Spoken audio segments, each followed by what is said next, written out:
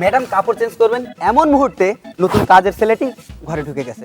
তো তখন ম্যাডাম বলতেছে, দেখো এরকম হুটহাট করে আমার রুমে কখন ঢুকবে না, আর যদি প্রয়োজন হয় তাহলে আগে দরজায় নক করবে, তারপরে ঢুকবা। তো কিছুক্ষণ পর ছেলেটি আবার হঠাৎ করে ঢুকে গেছে। এবার ম্যাডাম রেগে বলতেছে, এই ছেলে, তোমাকে না কিছুক্ষণ আগে বললাম এভাবে আর আমার রুমে ঢুকবে না, আবার ঢুকলা কেন? ইয়ে ম্যাডাম, আমি আসলে এবার দৌড় বাইরে থেকে সব দেখে আসছি। ভাই ভাবি বাচ্চা কাচ্চা সহ সেদিন গেলাম কক্সবাজার বেড়াইতে। এক ভদ্রলোকায় আমার ভাবিরা জিজ্ঞাসা, আচ্ছা ম্যাডাম আপনার বাচ্চাটা এত দুষ্ট কেন? দেখেন তো আমার গাড়িতে কেমন বালু ফিকছে। আমার ভাবি কয়, ওটা আমার বাচ্চা না, আপনি ভুল কইছেন, এটা আমার ভাতিজা। আর আমার বাচ্চা ওই যদি হুন আর গাড়িতে চাকা খুলতেছে।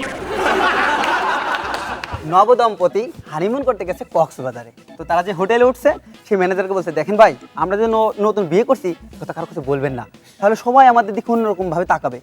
তো বলে তার পরের দিন যখন বের হচ্ছে, তখন সবাই তাদের দিকে হা করে তাকায় আছে। তখন ম্যানেজারকে রেগে দেবে, কি ব্যাপার ভাই, আপনাকে না বললাম আপনি আমাদের বিয়ের কথা কারো কাছে বলবেন না? কই, আমি তো কারো কাছে বলি নাই, আমি আরো সবাইকে ডেকে এক করে বলছি, ওরা এখনো বিয়েই করেনি। এক বাসায় লিখে রাখছে, যাদের ছোট বাচ্চা কাচ্চা নাই তাদেরকে বাসা ভাড়া দেওয়া হবে। কলিং বেলা হসুরের মালিক সামনে এদেরকে একটা পিচ্ছি বাচ্চা দাঁড়া রয়েছে। কি চাই? আমি আপনার বাসাটা ভাড়া নিতে চাই, আমার আসলে কোনো বাচ্চা কাচ্চা নাই, তবে মা বাবা আছে। একটা লোককে কয়েকজন আচ্ছা মতো পেটাচ্ছে। তো তারপর সে হি হি করে হাসতেছে। তার মারার পরে যখন চলে গেছে, আমি তো জিজ্ঞালাম, কিরে মিয়া, তোর যে এত লোক মিলে মারলো, তারপর তুই হাসতেছিস, ব্যাপারটা কি? ও আমাকে হেসে বলে, ওরা তো ব্যাক করলেই গাদা, ওরা মনে করছে আমি আবুল। আমি আবুল না, আমার নাম কলিম শেখ। মুরুখ গেছে কুকিলের স্কুলে গান শেখার লোকে। কুকিল জিজ্ঞাসা করতেছে, দোস্ত তুমি আমার দ্বারা আছো কে? তোমার কণ্ঠ তো এই মেয়ে সুন্দর। আরে দোস্ত, এখন ডিগ্রি ছাড়া মুরগিরা তো চান্সই দেয় না।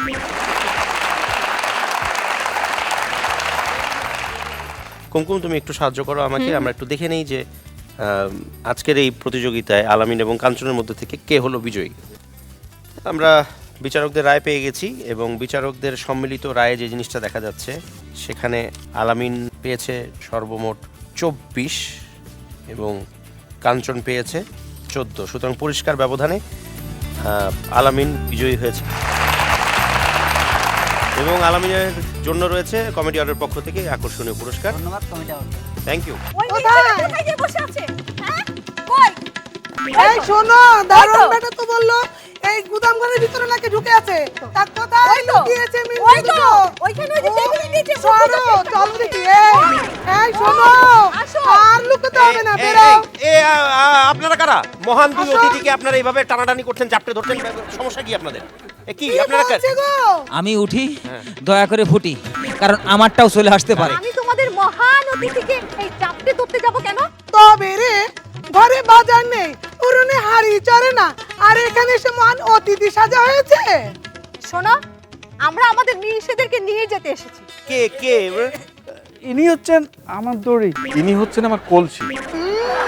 ও, তাহলে আপনারা ভারমশাই আর মোল্লাজির মিসেস। কি সৌভাগ্য ম্যাডামদের আমরা পেয়ে গেছি এখানে। কিরি মেরে কথা বলবে না। এই বুড়ো হাবড়া দুটোকে নিয়ে এখানে কিসের আসর জমিয়েছো শুনি?